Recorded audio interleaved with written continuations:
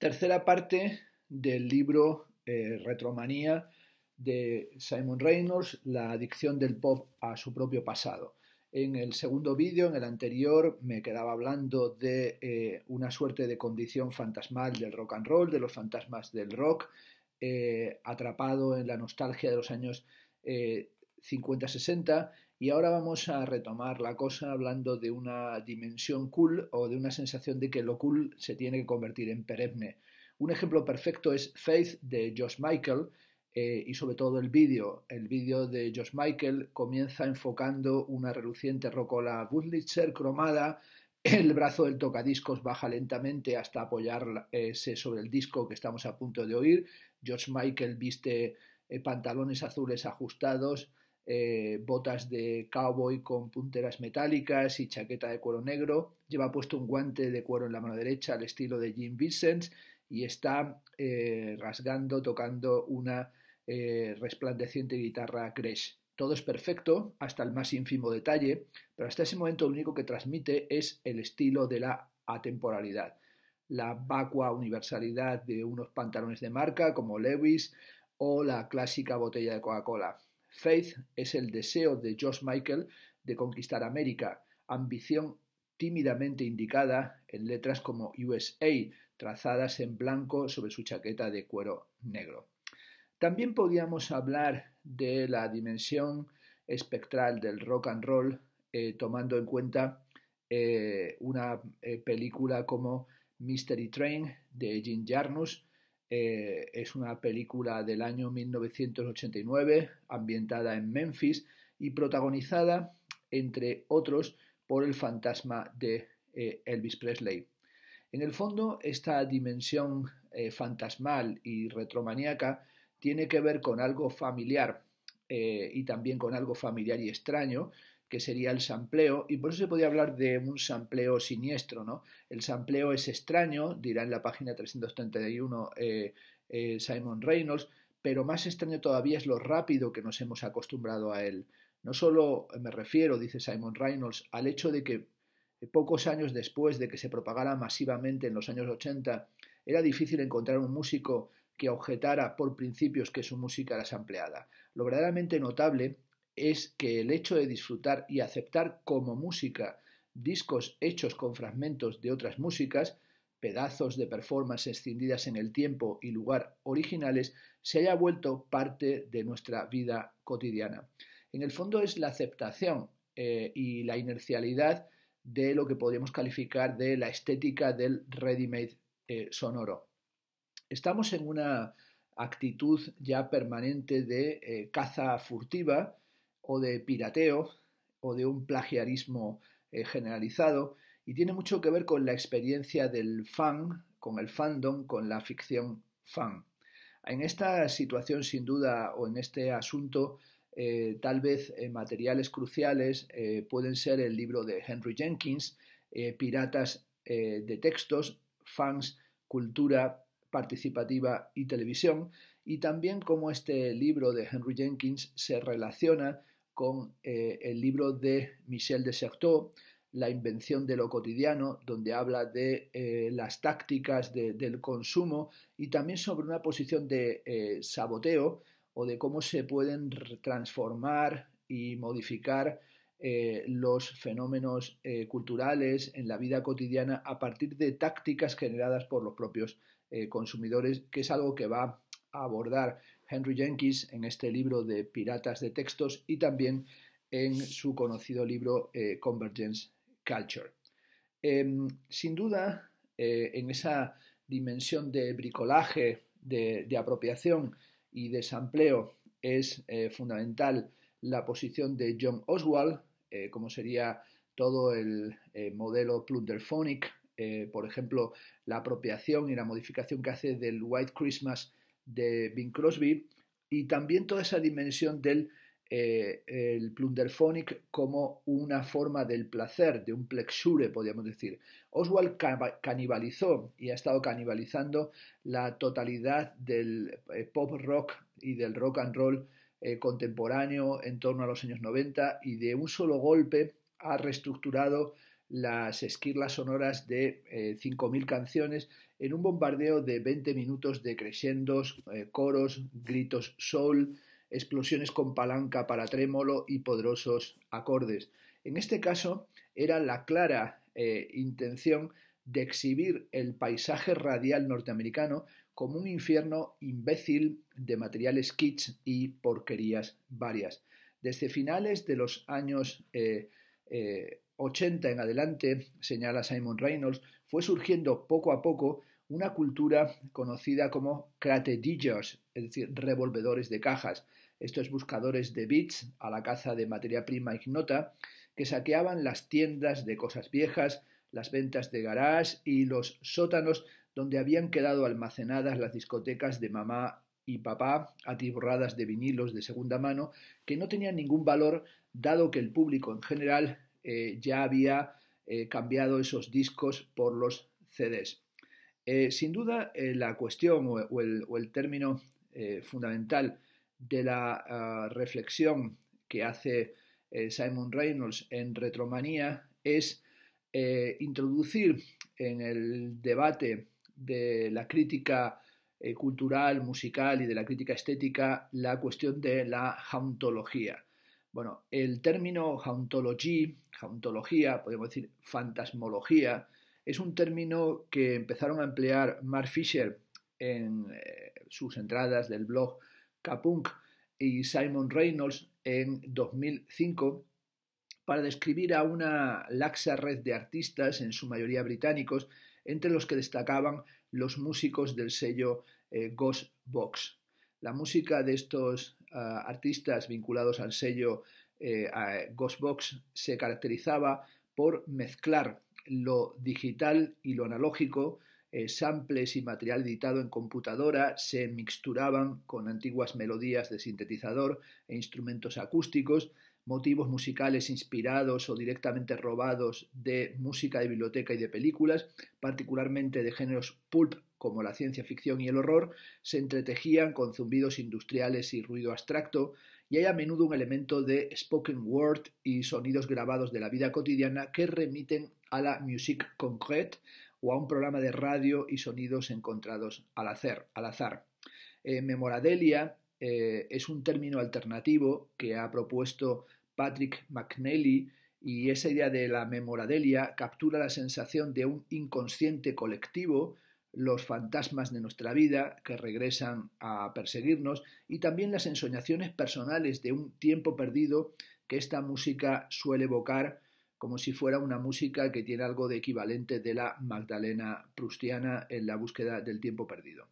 El término hauntología, que es el término que van a desarrollar Mark Fisher y Simon Reynolds, fue tomado del libro de Jacques Derrida, Espectros de Mars, y es un libro crucial en el que Marx reflexiona sobre lo freudiano a través de la textualidad marxista, y este término de hauntología es un juego de palabras en el que tiene que resonar el término ontología. En francés, hauntologie y ontologie suenan prácticamente igual. Y este concepto es el que le permitió a Derrida utilizar la figura filosóficamente problemática del fantasma, que ni es ser ni es totalmente no ser, es simultáneamente presencia y ausencia, para debatir la misteriosa persistencia de las ideas de Marx después de la muerte del comunismo y después de toda la ideología del fin del hombre, el supuesto triunfo del capitalismo liberal anunciado por Francis Fukuyama. Durante los 2000, hauntologie fue un concepto candente en el ámbito académico donde se utilizaba para enmarcar problemáticas y tratamientos de la cuestión de la memoria y también de las ruinas.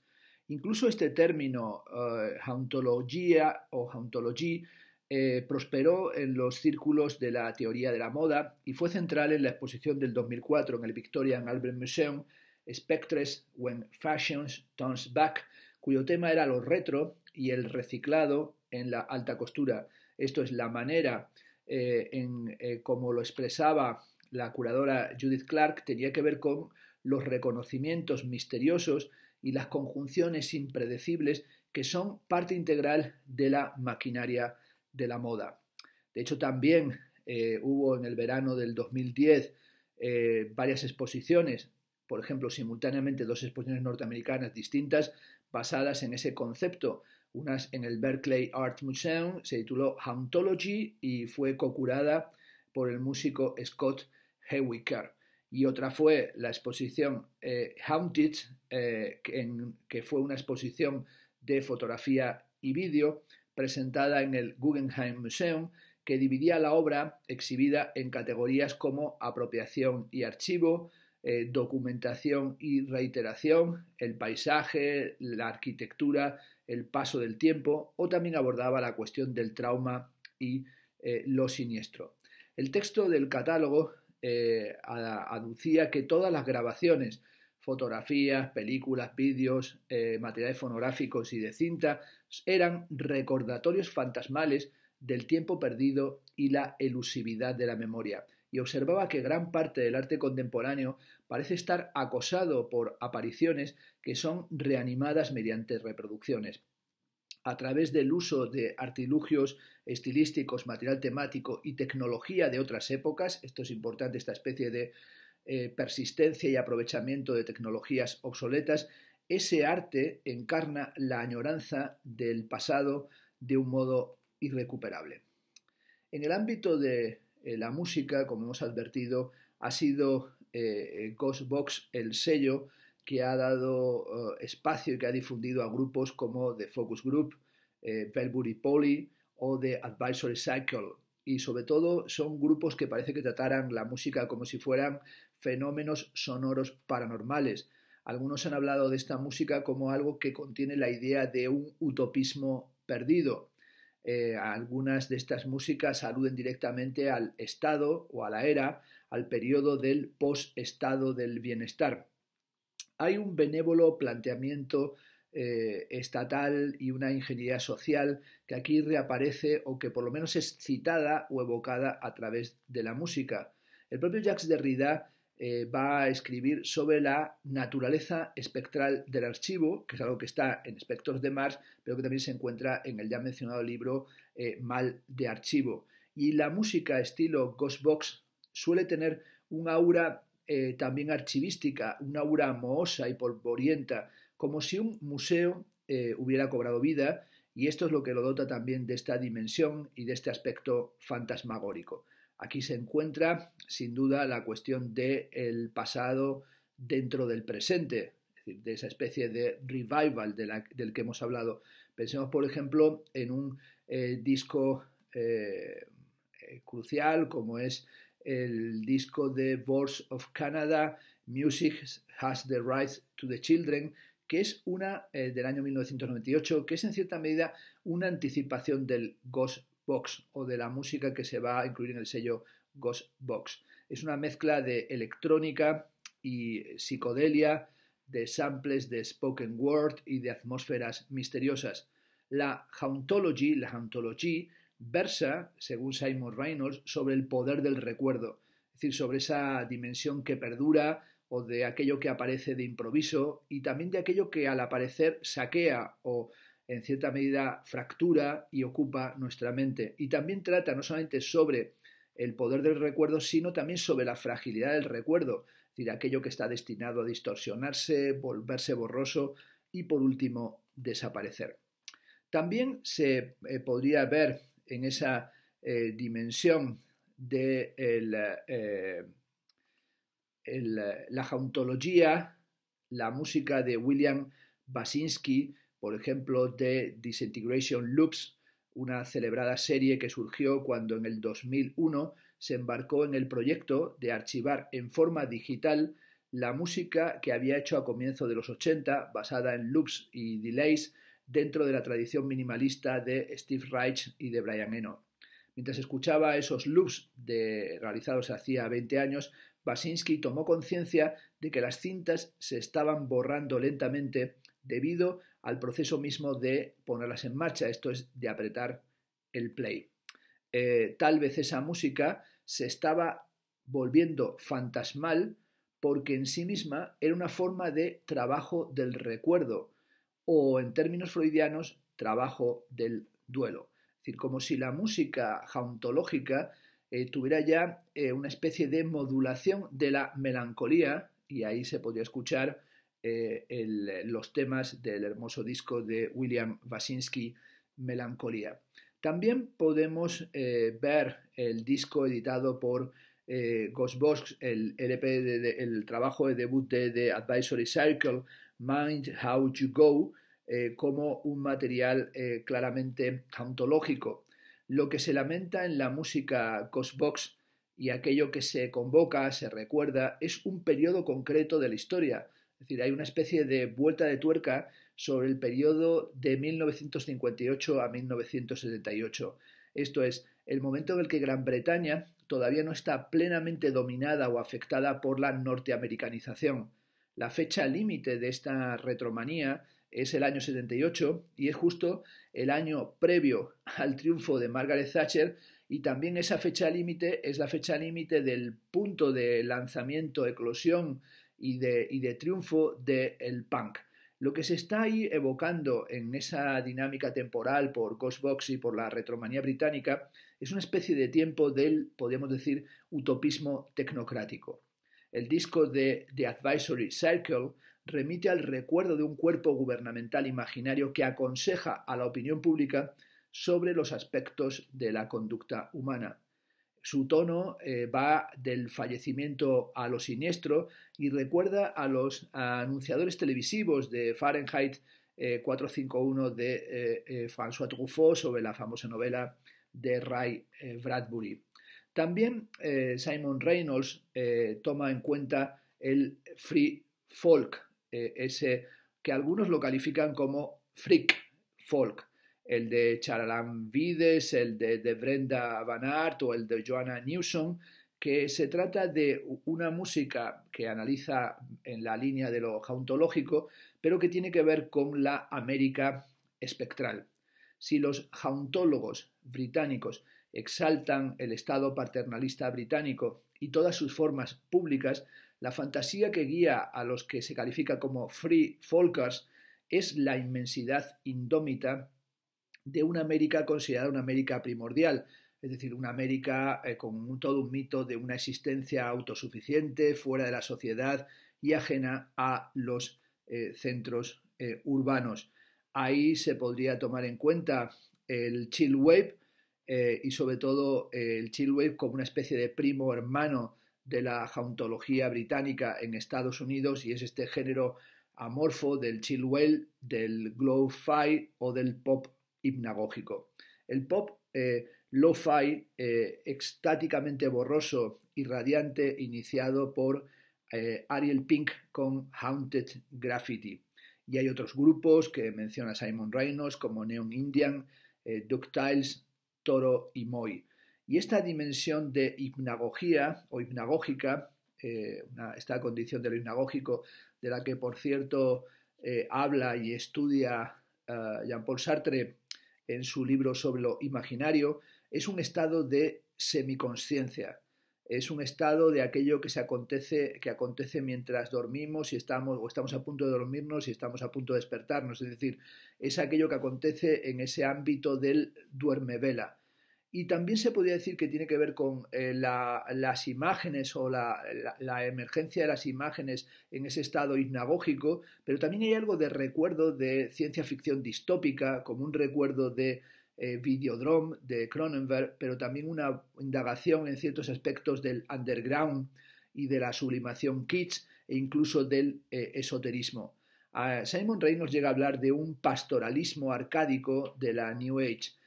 Dirá en la página 366 que el pop hipnagógico ha creado su propio arte de tapa de cassette muy definido, imágenes descoloridas tipo fotocopia de fotocopia, que son como post-imágenes evanescentes de un sueño al que uno lucha por aferrarse después de haber despertado, y también collages fotográficos de imágenes recortadas de revistas con montones de ojos y bocas que producen un efecto torpemente grotesco y no obstante extrañamente poderoso y que se adecua perfectamente a este tipo de música.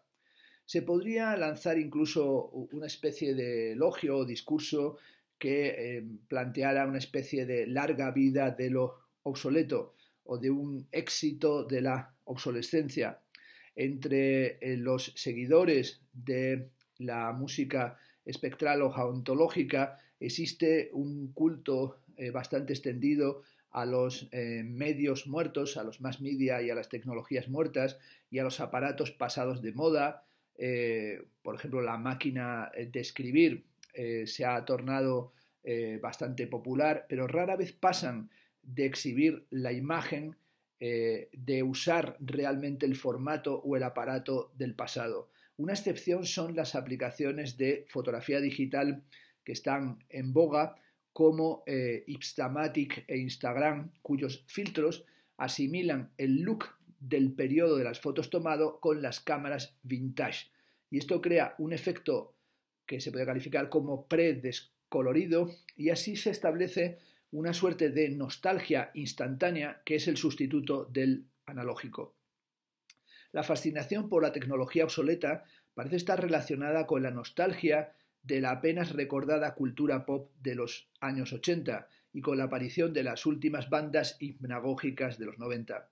Los puntos de referencia kits de esas bandas hipster, advierte Simon Reynolds, diseminan en sus discos desde aeróbics a películas de Schwarzenegger, dibujos animados para fines de los 80, melodramas adolescentes como Beverly Hills, y son similares a la miscelánea que imperaba en los programas como I Love los 70s, Me Gustan los 80 o los 90. También es muy importante tener en cuenta la referencia a Internet. La referencia a Internet es reveladora.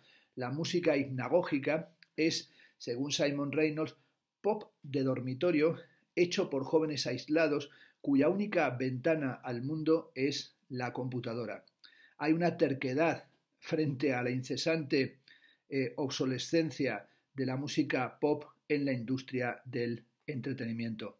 También se podría advertir que en la ghost music, en esta música espectral o jauntológica, hay una especie de melancolía en loop.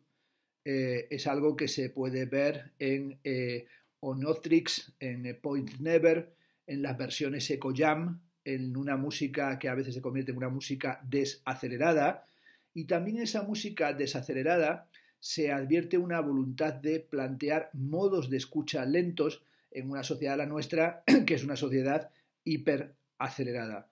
La música basada en loops es una música, o aquella música que intenta inducir al trance, como el hip hop o el pop hipnagógico, son en cierto sentido un bálsamo para la profunda melancolía que proviene de nuestra incapacidad de tener el tiempo solo lo necesario para experimentarlo, pero también diría yo, la conciencia de que esa misma tecnología genera fenómenos de melancolía y de depresión, como ha señalado en muchos de sus textos Franco Bifo Berardi, o también como ha señalado Gerd Lovick en su libro Tristes por diseño. Por supuesto, advierte Simon Reynolds, el hip hop, especialmente en su forma underground, hace gala de una reverencia elegíaca con respecto al pasado y por lo pasado. La música de productores como J. Dilla o Madlib está atiborrada de invocaciones y de evocaciones de la música y de la historia de la música negra.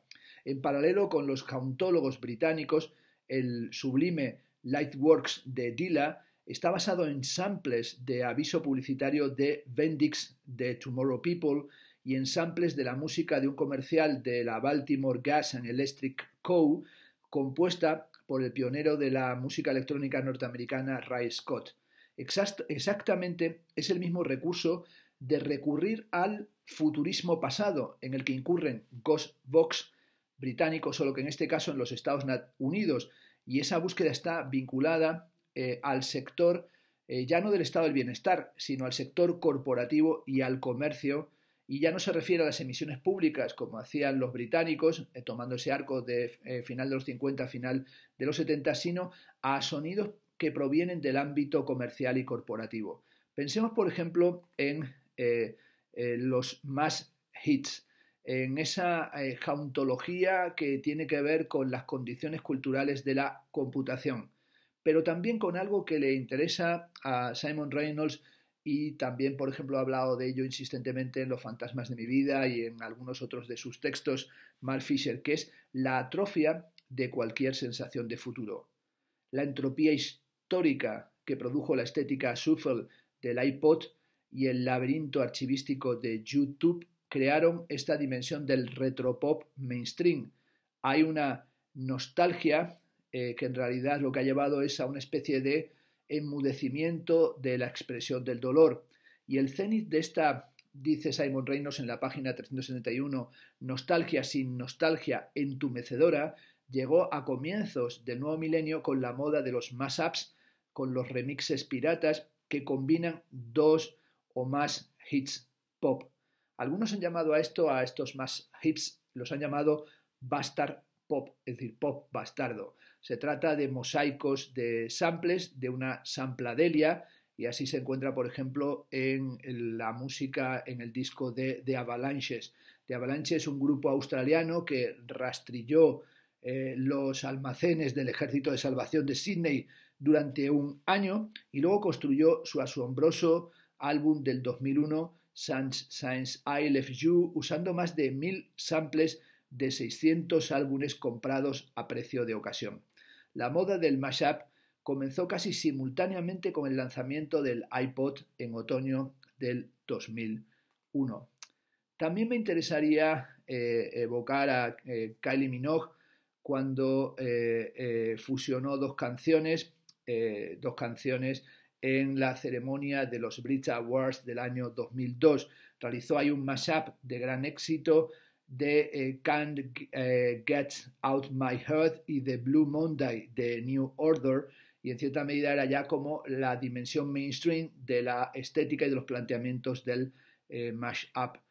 También pensemos en Girl Talk y cómo combina multitud de tracks, a veces 20 temas fáciles de reconocer, pero con una cantidad increíble de robos de fragmentos musicales por minuto, y sobre todo cómo ahí se revela esa tendencia a mezclarlo todo y a demostrar una increíble habilidad para hacerlo. A pesar, dice en la página 364 de su libro Simon Reynolds, de toda su aura de travesura y diversión descarada, los mashups exudan pazos.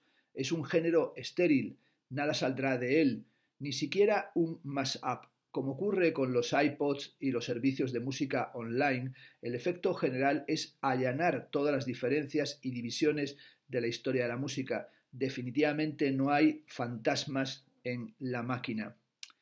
Bueno, podríamos introducir una cita como resumen de gran parte de lo que estamos diciendo, y es que cuando el pasado suena más como el futuro que el presente, el revival se puede volver progresista. Advierte Simon Reynolds en la página 364-65, con su parodia lúdica del patrimonio cultural, la jauntología explora dos maneras de, sin resistir al menos, aludir al no hay futuro que representan los mashups y los retro. Su primera estrategia implica la reescritura de la historia. Si el futuro nos ha abandonado sin previo aviso, aquellos que tienen instintos radicales están necesariamente obligados a volver atrás. En el intento de descubrir pasados alternativos ocultos dentro de la narrativa oficial, de volver a mapear la historia para encontrar caminos no andados y remansos peculiares pero fértiles adyacentes a la narrativa oficial del pop, transforman al pasado en un país extranjero. La otra estrategia es honrar y resucitar el futuro dentro del pasado. En el caso de la jauntología británica, eso equivale a evocar el optimismo característico de los modernistas y modernizadores de después de la Segunda Guerra Mundial. En el caso del pop hipnagógico, es sinónimo de los recuerdos confusos e ideas distorsionadas de los años 80. Respecto a algún nuevo y candente acontecimiento hipnagógico, el blog 20 Jazz Fungritz posteó esperanzadamente que esta frase que hemos dicho, cuando el pasado suena más como el futuro que el presente, el revival se vuelve progresista. Julie House, de Ghostbox, habla de mirar atrás para mirar hacia adelante, pero el hábil giro de la frase, de esa frase de que cuando el pasado suena más como el futuro que como el presente, el revival se vuelve progresista, esta frase puede disimular el hecho de que es una estrategia precaria y paradójica. Entre otras cosas, tenemos que cobrar conciencia de que el futuro nunca llegó, o que hay una ausencia de futuridad. Simon Reynolds advierte que él no es el único que siente esa punzada y que lanza ese lamento por un futuro que jamás se configuró. Esto es, la frustración se percibe en todas partes y si bien ha venido aumentando desde hace un tiempo, adquirió una preocupante velocidad a finales de los años 90 cuando el nuevo milenio rondaba ya el horizonte. Esta peculiar emoción no correspondida, esta nostalgia del futuro, esta neostalgia, se podría decir, tiene un significante jocoso, el jetpack, es decir, la mochila cohete personal. Algunas bandas como We Were Promised Jetpacks o libros como Where's My Jetpack, una guía para The Amazing Science Fiction Future That Never Arrived, nos hablan de esa ironía genuina, que no ingenua, y la novela aparece en algunos momentos como una arqueología de futuros prematuramente abandonados. Es decir, perdemos esa dimensión del futuro y ¿qué es lo que nos queda? Lo que nos queda es una realidad prosaica. Y esa realidad prosaica tiene que ver con una sensación de que parece que tenemos todo el mundo a nuestra disposición en la red, que tenemos esta hiper o super conectividad, pero también la sensación de que el mundo se ha miniaturizado. Lo más fascinante que ha pasado en los últimos tiempos ha sido sin duda la compresión de la información y la miniaturización de la tecnología. Esto es esa dimensión de la miniaturización de la tecnología que es propiamente la nanotecnología. El problema es que lo micro parece mucho menos impresionante que lo macro. Y además, miren, lo que hacemos con esa asombrosa nueva tecnología de las telecomunicaciones, lo que hacemos, como advierte Simon Reynolds, es documentar obsesivamente nuestras vidas, chateamos con nuestros amigos, localizamos restaurantes, traficamos entretenimiento digitalmente codificado, intercambiamos chistes sobre las celebridades o de cómo o nos regodeamos en la nostalgia de la cultura pop que archivamos frenéticamente en la web. Hay, por tanto, una dinámica de miniaturización, de nanotecnología, pero también de empequeñecimiento, y se podía hablar incluso de una nanobiopolítica, y incluso de un neurototalitarismo, en la clave de Franco Bifo Berardi, en base a esa miniaturización, que también es hasta una reducción jíbara de nuestra propia cabeza. Ahí es donde Simon Reynolds abre también el arco de la discusión cultural que plantea en este fascinante libro de Retromanía y señala la importancia que tienen las estéticas del cataclismo. Es decir, solamente parece que pudiéramos imaginar el futuro en términos de catástrofe, de desastre, de colapso, de cataclismo, en películas como 28 días después o Soy leyenda. Pero también la película Wall-E, que es una película que comenta o a la que alude en este libro Simon Reynolds y que también comenta Mark Fisher o que le concede importancia, ¿no? La película Wall-E, pero hemos dicho El día después de mañana, La carretera, 2012. Son películas que nos hablan del colapso, de la destrucción del planeta, o en Wall-E de este robot basurero que parece que está buscando o limpiando el planeta para que haya una esperanza para los que han tenido que dejarlo, que se han convertido en esos niños fofos y obesos que están entregados al entretenimiento pero que prácticamente ya no pueden ni siquiera caminar. Y aquí se materializan algunas cuestiones que estaban presentes en el libro El shock del futuro de Alvin Toffler. Este bestseller de los años 70 apuntó en él Alvin Toffler que el cambio estaba ocurriendo demasiado rápido para que los sistemas nerviosos y los mecanismos de adaptación de los ciudadanos comunes y corrientes pudieran enfrentarlo. Una especie de neurastenia del final del siglo XX. El en Neil Young After the Gold Rush se podía ver en ese disco de Neil Young cómo se manifiestan las angustias ecológicas y sobre todo con ese coro que dice mira a la madre naturaleza cómo corre o cómo se hunde. Hay sin duda una sensación de que el shock del futuro, del que hablaba Alvin Toffler, se ha convertido en nostalgia del futuro.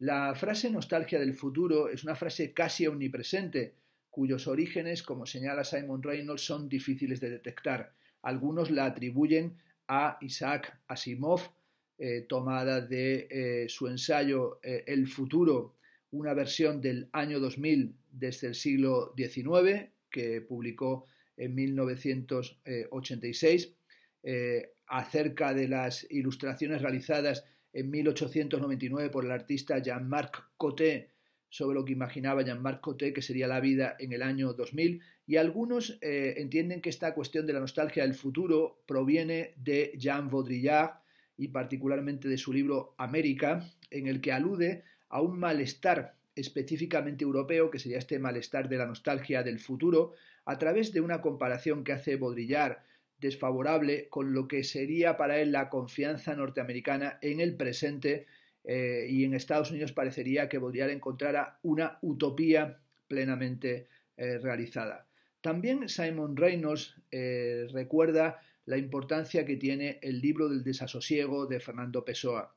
En las primeras décadas del siglo XX, en los cuadernos de apuntes que finalmente serían publicados en 1982 bajo el título del libro del desasosiego, Pessoa da cuenta de una de sus mayores preocupaciones. Esa preocupación es el tedio, el aburrimiento. En un pasaje en el que describe el opresivo ennui que desciende sobre él cuando cae la tarde, Pessoa habla de un sentimiento de desolación que dice soy incapaz de precisar. El universo físico, continúa Pessoa, es como un cadáver que amé cuando estaba vivo y no obstante, dice Pessoa, qué nostalgia del futuro si dejo que mis ojos vulgares reciban el saludo del día que se extingue. No sé qué quiero ni qué no quiero, no sé quién soy o qué soy. Como alguien que ha quedado enterrado bajo una pared derrumbada, yazgo debajo de la vacuidad demolida del universo entero. Bueno, sin duda esa dimensión de desasosiego y esa nostalgia del futuro se podía también rastrear en el grupo de los Buzzcocks, un grupo cuya carrera comenzó con una canción titulada Boredom, esto es aburrimiento o tedio. Lo que encontramos ahí en ese tema de los Buzzcocks es el anhelo de escapar a un más allá absoluto, el no lugar o la utopía de un deseo imposible de definir, porque cualquiera de sus posibles realizaciones no estaría a la altura del ideal. La nostalgia puede proyectar el ideal ausente sobre el pasado o sobre el futuro, pero principalmente remite a no sentirse a gusto en el aquí y ahora, porque el aquí y el ahora es presente, es el espacio en el que se extiende la sensación de alienación. Dirá en la página 285 Simon Reynolds que en las décadas recientes la nostalgia del futuro fue perdiendo gradualmente su vaguedad hasta quedar vinculada a una idea fija específica, una idea arcaica, a veces cómicamente osificada, de cómo será el futuro. Se ha transformado en lo que califica como una emoción retrofuturista.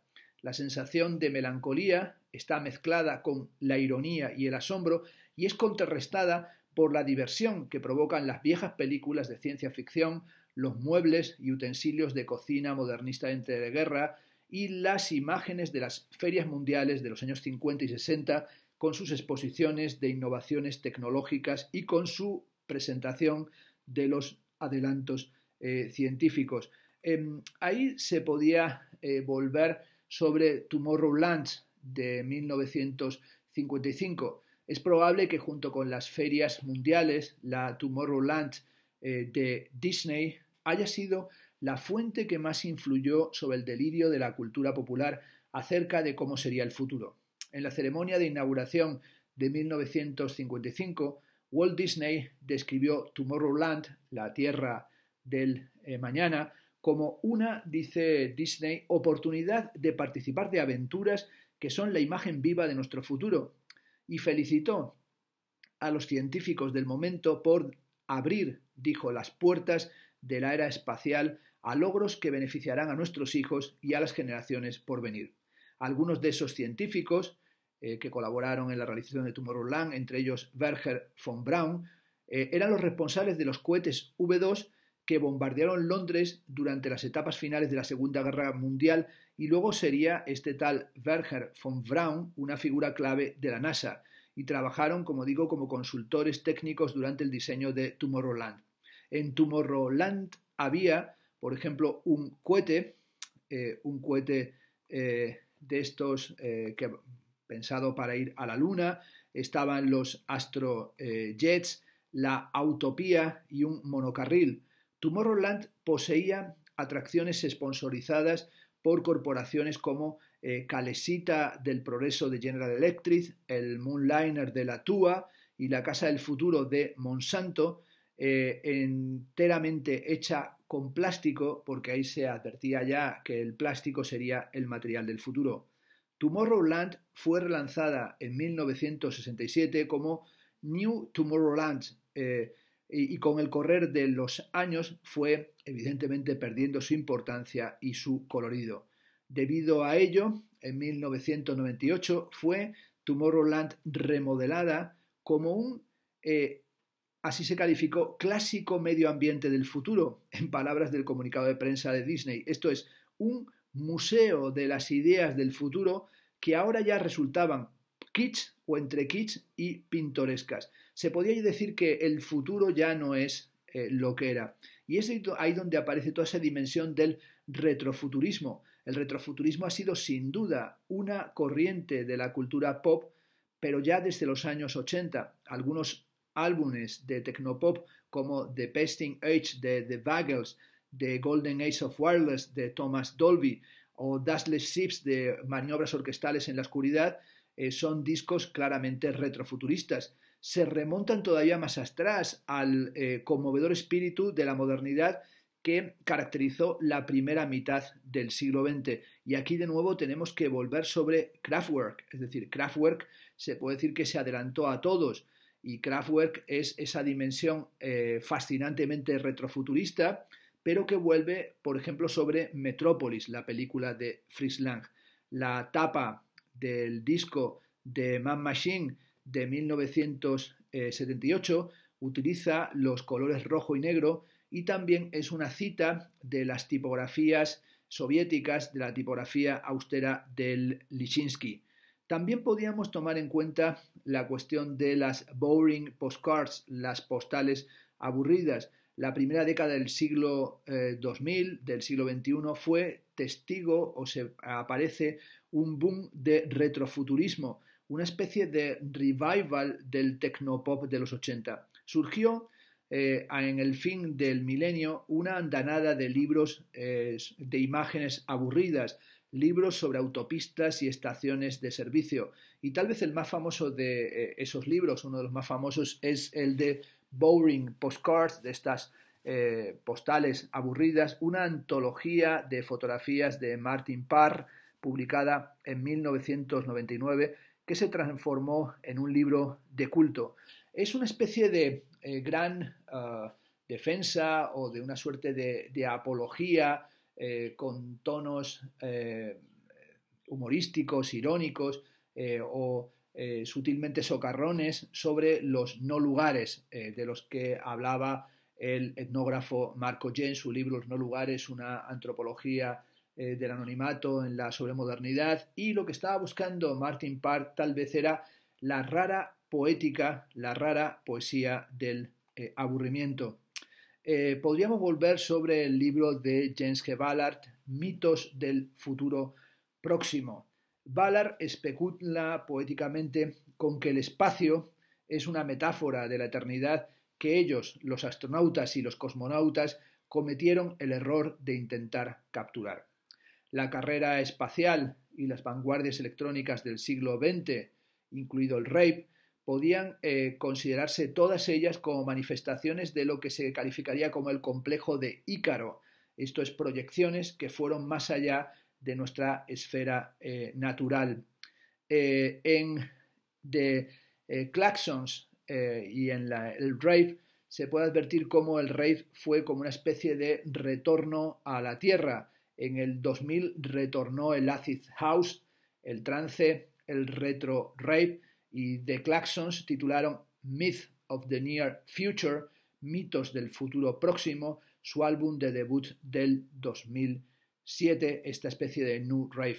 La rave en torno a los años principios 90, entre el 90 y el 93, fue en cierto sentido el último movimiento de cultura joven que tenía su propia moda, jerga, pasos de danza y rituales propios. Pero el techno fue también la última vez que se sintió que esa música realmente avanzaba.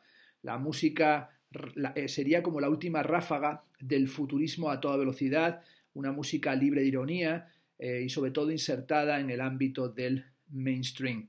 Podríamos también plantear cómo todo este ámbito retromaníaco y esta aceleración cultural, que al mismo tiempo es aceleración, pero como estamos diciendo tiene también el carácter de aceleración regresiva, tiene que ver con el cyberpunk, y por eso sería importante, como hace Simon Reynolds, retomar a William Gibson, por ejemplo, su novela Mundo Espejo, que es su primera novela en el nuevo milenio, en el siglo XXI, y que es curiosamente una novela singular porque no está ambientada en el futuro.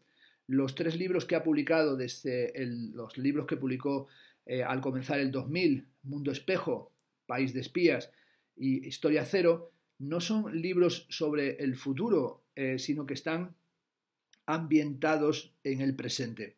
El propio William Gibson menciona que la fatiga del futuro, así lo califica, había desplazado a la antigua noción de shock del futuro de Alvin Toffler. Argumentó William Gibson, padre del cyberpunk, que mientras su generación había hecho un culto del futuro con F mayúscula, la generación de hoy habita una suerte de ahora digital infinito, con un estado de atemporalidad posibilitado, dice Gibson, por nuestra cada vez más eficiente memoria comunitaria protésica. Es decir, nos encontramos en una situación de atemporalidad, un término que le interesa a William Gibson y también a Sterling. Sterling define la atemporalidad como un subproducto de la cultura web y proclama que el concepto de futuro es un viejo paradigma y que la palabra misma, la palabra futuro, dejará de usarse. William Gibson afirmó en un tuit que la tendencia más inteligente del siglo XXI busca la atemporalidad radical. William Gibson ha indicado que el viraje hacia una ambientación contemporánea que se encuentra en sus 3 primeras obras del siglo XXI no se debía tanto a su propia y personal fatiga del futuro como al hecho de que el siglo XXI real, entre comillas, le parecía más rico, más extraño, más múltiple de lo que podía ser cualquier siglo XXI imaginario. William Gibson señaló que el presente tiene la duración de un ciclo de noticias. El presente, en realidad, dice, ya no tiene ningún espesor. Lo que necesitamos, por tanto, si seguimos las ideas de William Gibson, es investigar nuestro extraño presente, cuyos rasgos más salientes son la cultura de las modas, las marcas, los cool hunters, la caza de tendencias, el diseño gráfico, el marketing viral y el espionaje corporativo. En la página 408, Simon Reynolds dice que si observamos la cultura de Occidente en la última década, con el predominio de la moda y el chisme, la celebridad y la imagen, lo que hay es una ciudadanía obsesionada con la decoración y la alta cocina, con una metástasis constante de ironía a lo largo y ancho de la sociedad. Y el panorama completo, señala Reynolds, parece bastante decadente. Es decir, la cultura retro sería entonces solo otra faceta de la decadencia y caída de Occidente. Pensemos en un libro interesantísimo como es el libro de Jaron Lanier, No eres un gadget. En ese libro Jaron Lanier, que es un experto en nuevas tecnologías, en la web y en el mundo cibernético, señala que en el fondo en los últimos tiempos no ha ocurrido nada importante. Es decir, nos encontramos en una situación en la que No solamente el futuro, sino el futurismo se ha estancado. Así dirá Jaron Lanier: háganme escuchar una música característica de los 2000 que se diferencie de la música que se ha escuchado a finales de los años 90.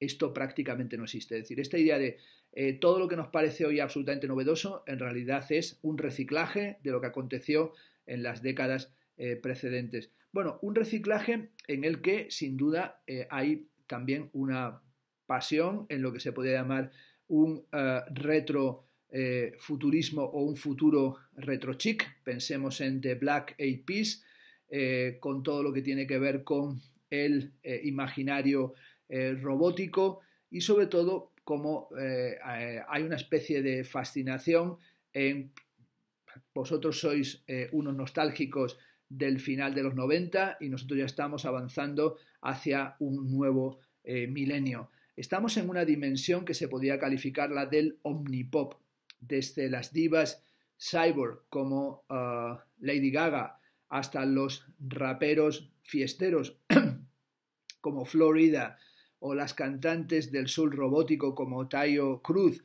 Actualmente impera un omnipop que apela a todos los trucos de la música de club de los años 80 y 90, mezclando elementos de rhythm and blues, de electro y de house, de euro y de trance, para crear un sonido atronador y chillón alto en fructosa. Los 60 aportaron, por resumir, la explosión de las bandas beats, los Beatles o los Rolling Stones, además del folk rock, la psicodelia, el soul y el nacimiento del pop jamaicano y del ska. Los 70 contribuyeron con el glam, el heavy metal, el funk, el punk, el reggae, la producción dub o la música disco. Los 80 estuvieron a la altura, tal vez, de las dos décadas anteriores con el rap, el synth pop, el gótico y el house. Los 90 nos dieron la cultura rave y la profusión de subgéneros como el grunge y la explosión del rock alternativo, el reggae devenido dancehall y la continua y rápida evolución del hip hop, que a su vez condujo al new rap de Timbaland. ¿Qué pasa? Se pregunta Simon Reynolds en el 2000. ¿Qué pasa en el comienzo del siglo XXI? Ahí aparece el emo, la estética emo, el emo como una variante melódica y melodramática del punk, el freak fall, el grime y el dubstep y el post-rave, y se puede decir que el paisaje musical está atestado, pero también hay una especie de sensación de que ya es demasiado tarde y que se ha producido una suerte de colapso del remix. El remix perdió su novedad y también perdió su estatus de acontecimiento singular. Es aquí donde la confianza, dice en la página 419 de Retromanía, donde la confianza en el modelo DJ y en los conceptos relacionados como el remix o como el digiset, como una especie de viaje, esa confianza en el modelo de los DJs manifestada por Nicolas Bourriaud en su libro Postproducción, lo que está señalándonos es que estamos en un momento postmoderno y que se está produciendo tal vez la decadencia de ese modelo del remixado. El DJing es en realidad postproducción en el sentido de Nicolas Bourriaud, esto es selección, secuenciación, enmarcado y edición. Es decir, todas las formas posibles de trabajar con un ready-made, en este caso un ready-made sonoro. La producción es en primer lugar crear material para que lo usen los DJs. Así el reciclaje y la recurrencia se han transformado en un rasgo estructural de la escena musical. Eso ha llevado a que algunos tengan como una especie de conciencia ya de frenazo absoluto e incluso se plantee como una especie de mantra que viene a decir que todo pasó en los 60. Todo pasó en los 60 es una frase que va a pronunciar James G. Ballard en 1982, aludiendo a la carrera espacial, los asesinatos políticos, la guerra de Vietnam, el LSD, en aquellos días, los 60, que son los días del terremoto de la juventud. Era como un inmenso, dice James G. Ballard, parque de diversiones fuera de control. y yo pensaba, dice Ballard, bueno, no tiene sentido escribir sobre el futuro está aquí y el presente está anexado al futuro. Los 60 se transformaron en la mayor fuerza generadora de cultura retro, y tal vez el único rival de la retromanía sea la fascinación que nunca cesa por el punk. Sin embargo, los 2000, el siglo XXI, tiene su particular adrenalina. Es una época del tránsito sin fricciones y casi instantáneo dentro de las redes. Es la época de los sistemas de archivo, y sobre todo es una época que ya no tiene que ver con la adrenalina del futuro, sino con esta retromanía. No está disparada, por tanto, hacia lo exterior y a lo desconocido, sino que vuelve sobre lo conocido. Alan Kirby acuñó el término digimodernismo, modernismo más cultura digital, para describir el amanecer de esa nueva era que habría superado el posmodernismo. Lo que subraya sobre todo Alan Kirby son los efectos culturales de las nuevas tecnologías, entre otras el ya señalado impacto de la computerización sobre las artes, pero también cómo se está produciendo en el digimodernismo una sobredocumentación disparatada y también una sobredocumentación que está disparada por la tecnología digital. Estamos en una época que podría calificarse como una época de epidemia de la memoria en esta dimensión archivística, pero también de expansión de la amnesia. La presencia del pasado en nuestras vidas ha aumentado de una manera inconmensurable e insidiosa. Nuestra relación con el tiempo y en el espacio, en esta era de YouTube, de Wikipedia, de Spotify, ha sido sin duda olímpicamente transformada. YouTube no es solamente, y perdón por esta simplificación, un sitio web o incluso una tecnología, sino más bien un campo completo de práctica cultural. El teórico de los medios, Lucas Hildebrand, utiliza conceptos como remediación o post-broadcast, es decir, post-transmisión televisiva, para señalar aquello que es innovador en YouTube. Perdón, el post tiene dos connotaciones. Post como alusión al hecho de haber dejado atrás la era de un mainstream cultural determinado, el predominio de las grandes cadenas de televisión, y haber entrado en una era de transmisiones reducidas, y también post como posmoderno, es decir, arte basado en el pastiche y en la cita. La revista Frieze desarrolló el concepto de superhibridez para describir la combinación entre el bricolaje posmoderno y los efectos disolventes del tiempo y el espacio de Internet. La artista Ito Steyer definió la estética superhíbrida en términos de inmersión, enredo, ruptura súbita y crisis reiterada, e insinuó que la pregunta crucial de nuestra época es cómo sumergirnos sin ahogarnos. En Arte Duty Free, por ejemplo, tiene un texto fantástico en el que habla cómo conseguir información cuando uno está ahogado y arrasado completamente por el tsunami de los datos. En el número de la revista Frieze que hemos mencionado dedicado a la superhybridity, Jörg Heiser escogió un ejemplo musical actual como característico de la superhibridez y propuso Gonjasufi, un grupo de escena post-hip hop de Los Ángeles con un cantante mexicano-etíope norteamericano en A Sufi and a Killer. Es el álbum de debut de Gonjasufi y no suena como punk global, sino que hay algo ahí, dice Simon Reynolds, que suena viejo, o en otra clave, suena como fuera del tiempo. Es una mezcla de tecnología avanzada, este disco de Gonjasufi, de tecnología muy avanzada, pero también de algo deliberadamente antidiluviano. Y esta dimensión de algo que parece nuevo, pero que sin embargo suena obsoleto y suena antiguo, es muy característico de las estéticas retromaníacas. También se podría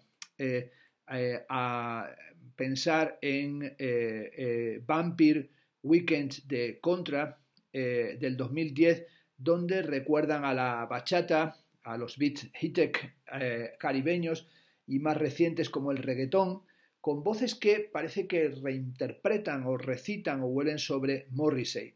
Hay aquí en este disco una característica sensibilidad sampleadora, pero también una sensibilidad metacrítica.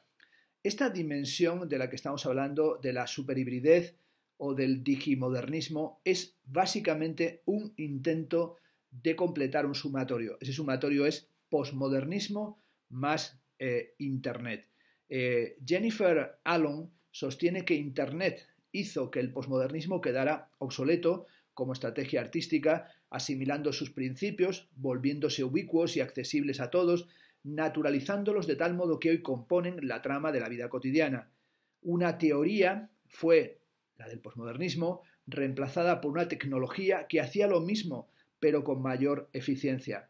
Ahí sin duda hay que pensar las implicaciones postgeográficas y posthistóricas de Internet. Y esas dimensiones las ha pensado, por ejemplo, en algún momento Nicolas Bourriaud en su libro Radicante. Y también hay que tener una actitud, como tenía el propio Nicolas Bourriaud en postproducción, que era buscar los valores positivos o los valores artísticos del remake. Según Nicolas Bourriaud, los artistas de la postproducción borran la distinción entre consumir y producir.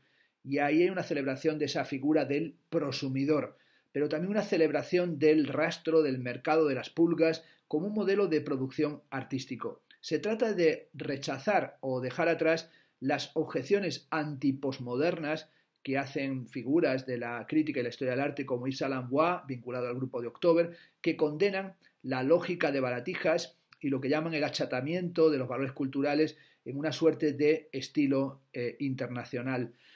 O también, por ejemplo, tomar en cuenta, como hace Fredric Jameson en su estética de la singularidad, las mutaciones que se han producido desde el análisis que hacía el posmodernismo en el año 84 y la forma en la que se despliegan las estéticas y los comportamientos globales en el tiempo presente, donde él dice que había que tomar en cuenta desde el arte de las instalaciones a la nueva gastronomía, a la gastronomía molecular. Sin duda, la postproducción está abarcando prácticamente todas las actividades musicales y sobre todo implica ese trabajar y retrabajar a través del pastiche, del procedimiento de seleccionar y mezclar, de un sampling generado desde las más tempranas fases de la producción musical primaria. En la página 430 de Retromanía dirá Simon Reynolds que la cultura pop actual es un reflejo del hecho de que gran parte de la economía de Occidente ya no se basa en la producción, sino que se basa en estos procedimientos de selección, que es lo que Michael Bhaskar llama curaduría, es decir, estamos asistiendo a un proceso de selección, que es toda esta dimensión de reciclaje o esta dimensión de postproducción.